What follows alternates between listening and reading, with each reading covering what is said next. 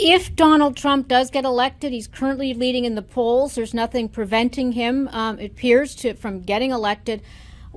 What do you foresee in that situation? Well, if I had tried to send in a novel, I've written 3 novels, in which the President of the United States is elected and then sentenced to prison and has to govern not from the Oval Office, but from the steel bar office, people would reject it as, oh, that's ridiculous. It'll never happen. I don't think it's going to happen. But there is a possibility that President Trump could be convicted, sentenced to prison, and then win the presidency. So we have to be prepared for that. The framers didn't think of it. And as John Marshall said, it's a constitution we are expounding that has to last forever.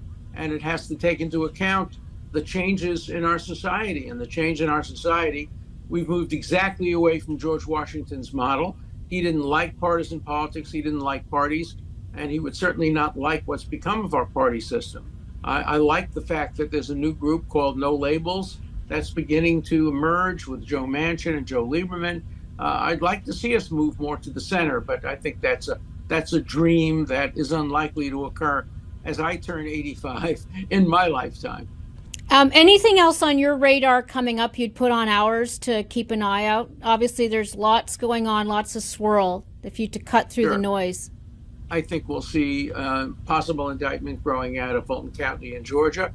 If it's based on that telephone call, it will be a flawed indictment, because in the call, as I write in my book, Get Trump, I go through all of the 4 alleged crimes. But in Fulton County, Georgia, all he said was, find me votes. Find means that they're there to be counted. They just haven't been counted.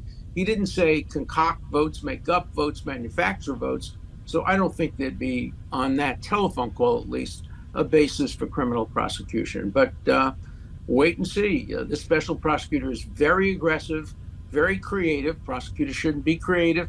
They should base everything on the past law. You know, Thomas Jefferson once observed that the criminal law has to be so clear that the average person can understand it if he reads it while running. Imagine that image. He's reading this law book, and suddenly he reads the statute and he's running. It has to be so clear that he can read it. Well, I have read this indictment while sitting, and there are a lot of parts of it I just do not understand.